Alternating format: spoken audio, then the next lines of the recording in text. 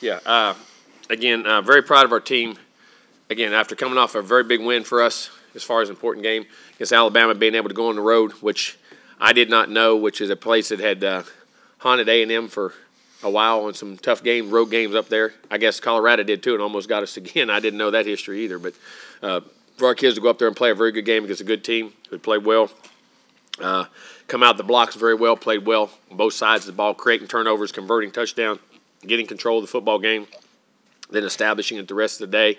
I thought both fronts, offense and defensive lines, played extremely well in the game. For the most part, the whole game, we were able to run the football on offense, and I thought defensively, our defensive run stopping was excellent in the game. We had one that popped out. We misfit one, but I thought the front guys did an excellent job for the most part, being physical, affecting the quarterback, getting some throws out. And, of course, they created turnovers on defense, which were huge. We capitalized on offense, except on one of them. We got a penalty after one. I'll discuss that on one of the drives, and we missed a field goal. But then defense gave up a big drive in the second half and then in the first half, which is disappointing. But at the same time, the very next drive, what I loved about momentum swings, the offense was we were very mature, took long drives right back down and established touchdown drives right after they scored, after drives. We were able to run the ball a lot at the end of the game to eat the clock and be patient and to eat it away at the end of the game and things we did.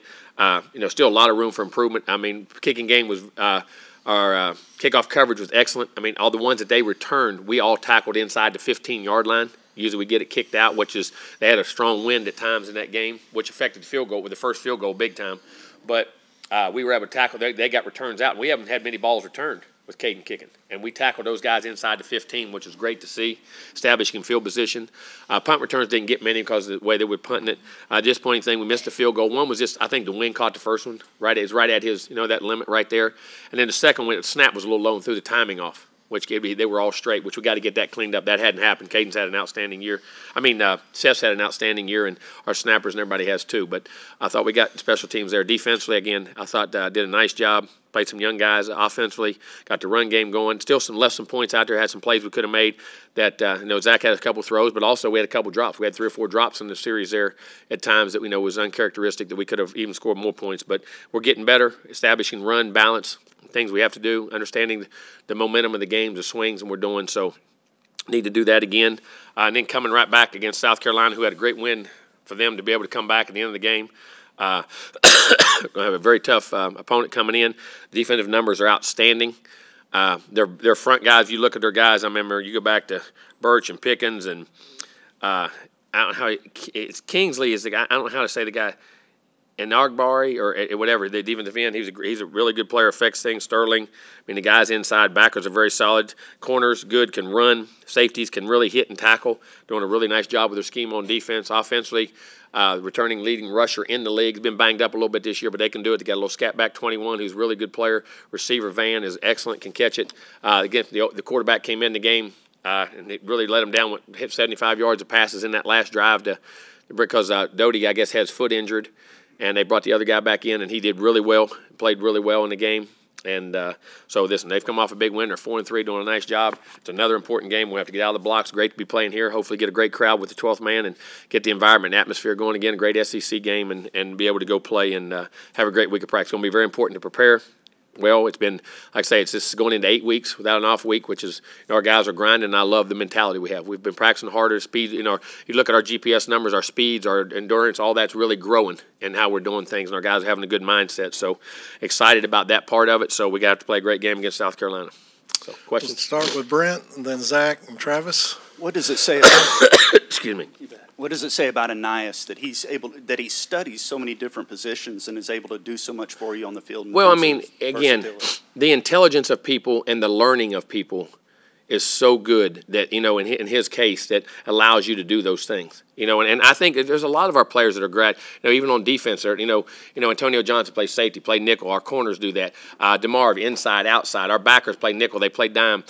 You see a chain doing different things at times. You see Spiller even coming out there. And also 85. 85, we do it. We're splitting him out. He's out wide. He's in the slot.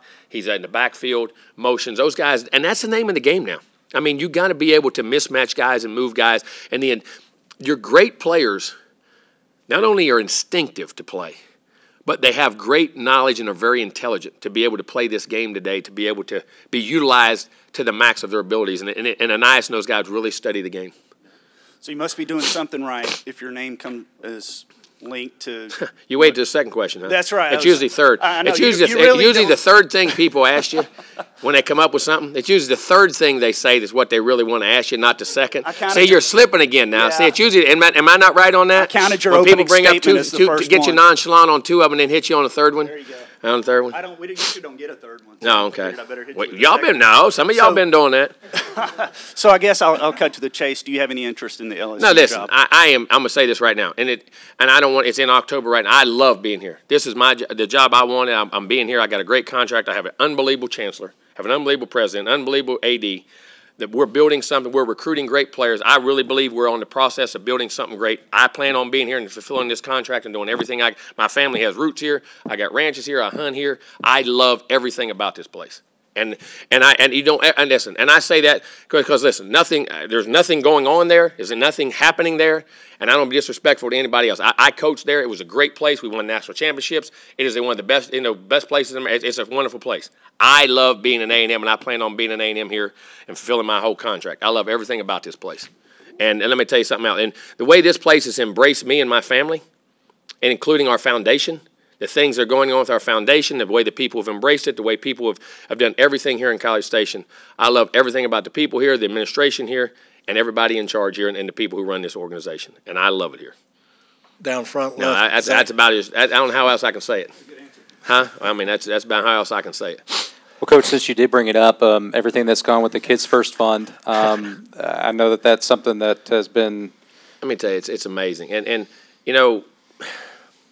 I always say I mean, you get emotional about it because it's amazing how many good people. You always say all the crazy things going on in this world. How many crazy people in this world? There's 1,000 times more good ones. You know what I'm saying, that happen in this world. And what these people are doing and being able to do this, and you can coach ball, but I always joked that we honor coaches, we love players. Well, they're not curing cancer. I used to say it all the time when I was a kid. They're not curing cancer. Well, maybe we are.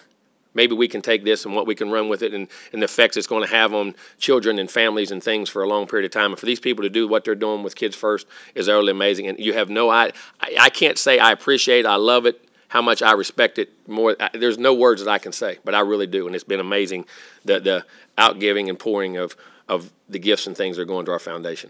As far as an X's and O's question, Zach, a couple of overthrows on screens. Is that just a body position getting your feet set? Well, it's two things. He's throwing over in the end. And two. Now, I'm gonna say this: he's got to put it right on him. We could have caught one.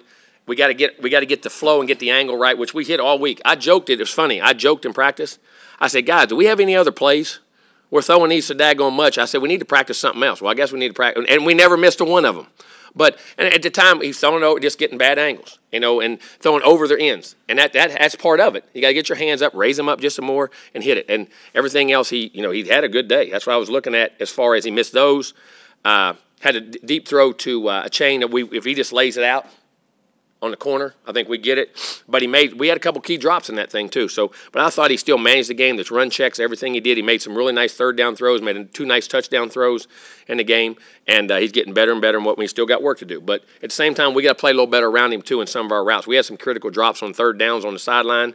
We had one on a slant, a tight end, and then we had one on the sideline. We didn't run a good route. He read a backside route on a third down. It was going to put us in a short field goal that that kids didn't expect him to throw because we hadn't hit it all year because the coverage hadn't dictated it.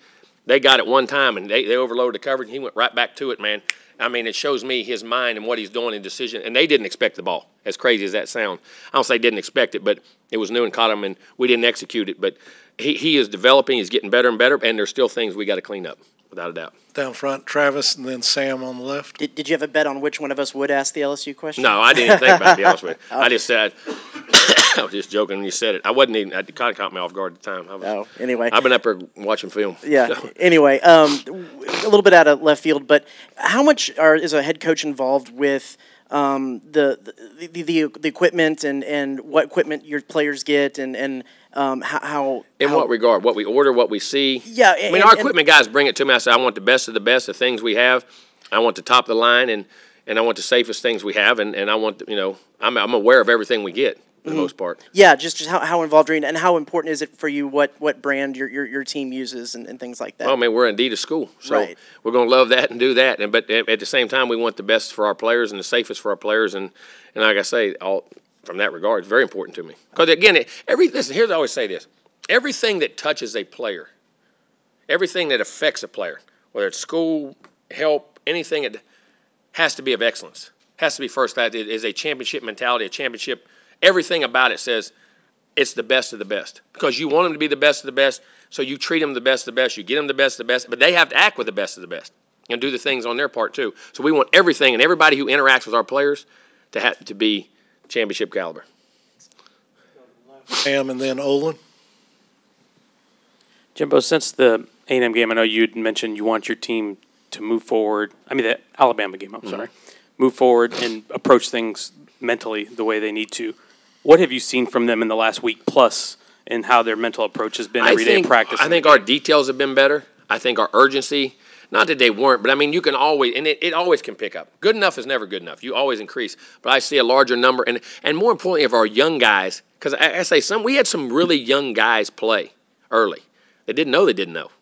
I mean, just because you're talented, just because you can make plays, playing championship winning football in this league is a different thing than being talented and I can go make plays and do things, if that makes any sense. That how important it is to every detail in practice, that every play in practice, that every step in practice, that every hand placement in practice, it's creating a habit, good or bad.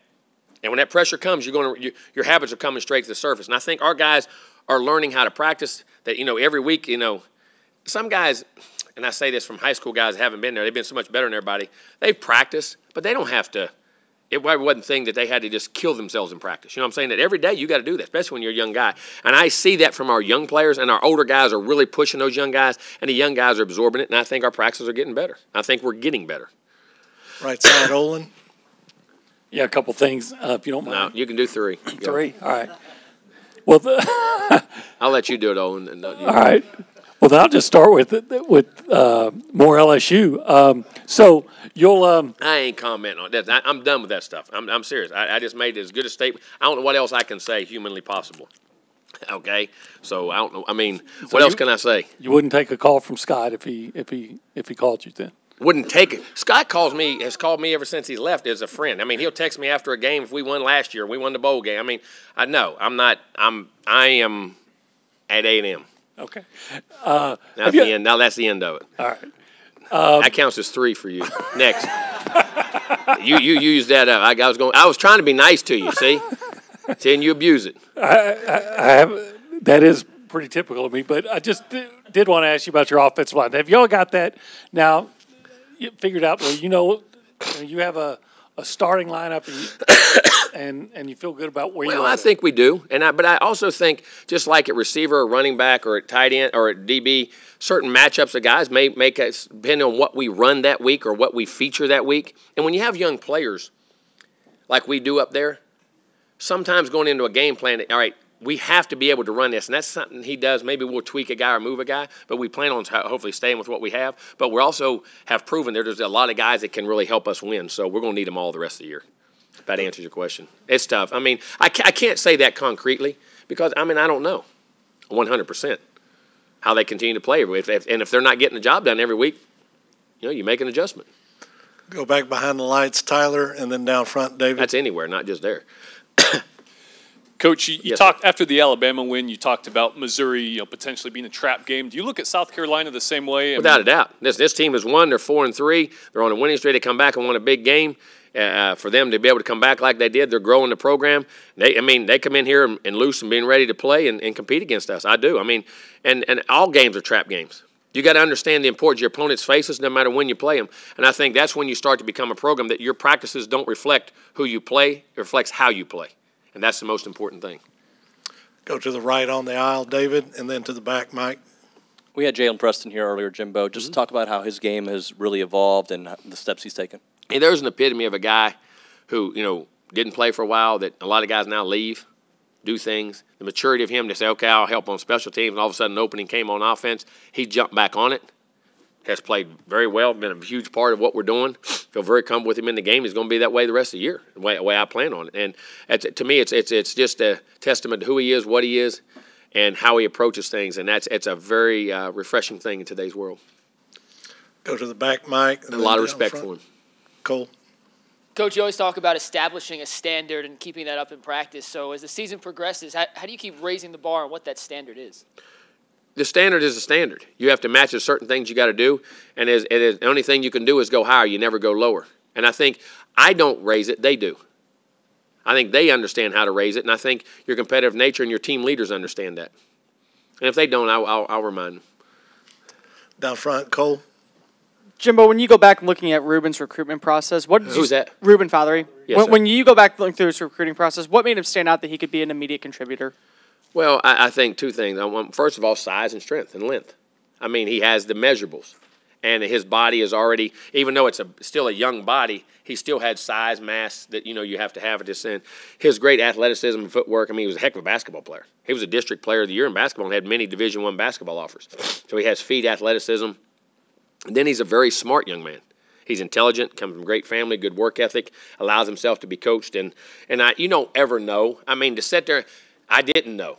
And I say that. And I say that people say, well, which one's going to contribute? I've done that before when I was young. I bet you these 5 guys are going to play. This one will take a little longer and this and 2 of it.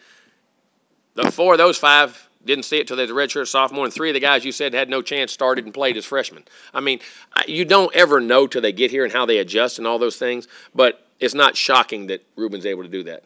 And then Shane named Zeb the starter this week. Former graduate assistant's been around. Just what is the experience of just being able to play no matter what just do for you? What's the experience of your job do?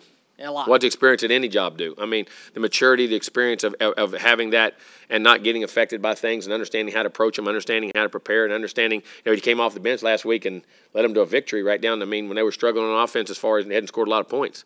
I mean, and so, I mean, it means everything. Go to the left, Justin, and Cease in the battalion.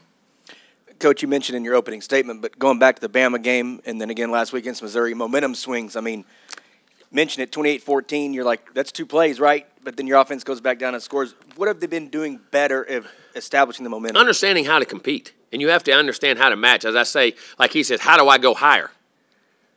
Like that's a statement you made. How do I go higher? Well, I just went higher in a game.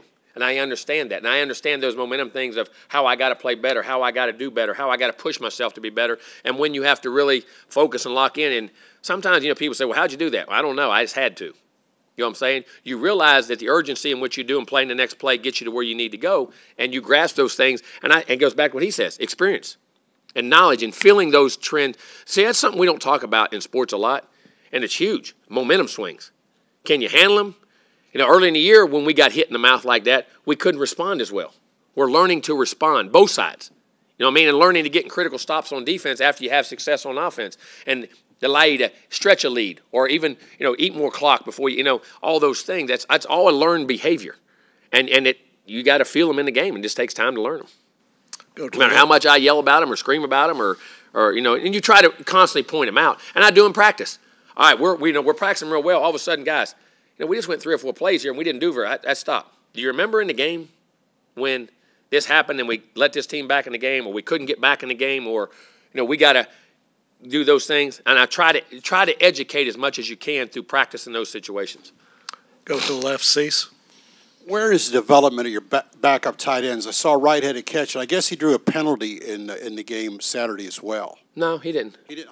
I thought got a penalty on him. Another player make a penalty. Well, yeah, he did. His maturity. He's doing a really good job, and Baylor's getting back in the mix too and playing. But Max has done an excellent job. Sneaky catches here and there, all the things he does, movement, knowledge-wise, different positions you can play him. And Baylor's starting because Baylor, like I said, Baylor hadn't played for 2 years, and he missed some of spring. And he got hurt in camp was out with about 2 weeks of camp. But now you starting to see Baylor come back in. And again, I still am high on him like I always was. I think he has a chance to be a really good player in the future here. And those guys emerging is big for us because, they give you big body types that have athleticism and can run. Stay on the left battalion. I guess Jennifer up first. Sneaky good question, CC. Come out with one. Blue. Hi, Coach Fisher. Against Mizzou, Devon Achane and Isaiah Spiller combined for well over 200 rushing yards. How vital is that double running back threat to your offense, and how much of a threat does that make y'all to other teams? They're different, a little bit different, and to have 2 guys because, listen, you can't go play every play at running back, and you can't go carry it 35, 40 times. Now, they used to in this league. They used to in these days, used to hand it to them 25, 30, 35, 40 times a game. But, it's just different now. And you got to have the diversity. And our younger guys developing even behind those guys because the wear and tear of this season, when you start running it like that, I think one had 20 carries and one had 16, if I'm not right in that game. Is that right? That's and to be able to keep that balance and to go for a 12-game schedule throughout the year. And then plus we throw it to them a lot. You know what I mean? So, and they're blocking and picking up blitzes a lot. I mean, they're vital. And having two guys, and also I think there's some really young guys behind them that I'm really excited about. You're starting to see some of those guys get in that I feel, I think are starting to get ready to play. And I would probably feel, you don't want to not. I mean, you want those guys to play, but I would feel comfortable, getting some of those guys some reps in the near future too. But it's critical, and you can't have enough backs because this league is physical, man. I mean, it is a physical league, and you got to have multiple backs. We'll stay on left, Italian, and then Olin. Hi, Coach Fisher. The past couple weeks, you touched on players turning off social media. How have you seen that impact their attitude and overall performance? It's amazing. It eliminates clutter. It eliminates things you think about and deal with. And if you spend the amount of time you're on social media, go study film. Go study class. Go work on your class. Think how much time you spend on social media. If you did classwork and ball, how much better you'd be. And then they would say real good things about you, okay? Because that means you'd be successful in everything you're doing.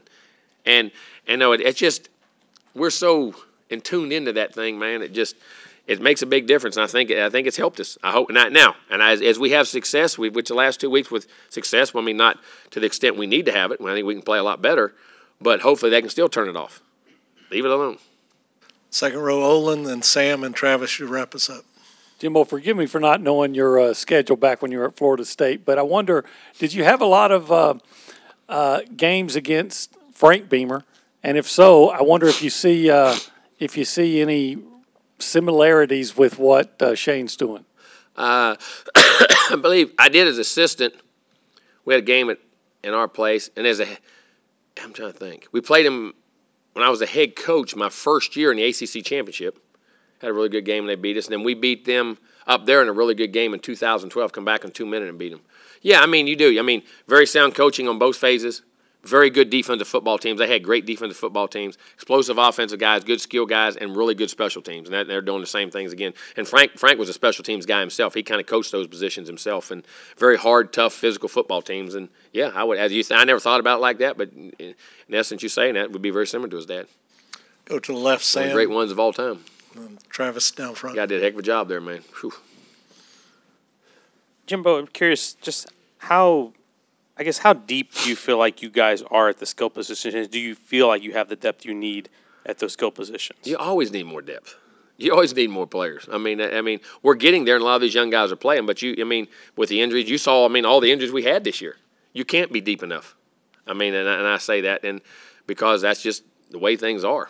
And I always want more. Travis, down front, wrap us up.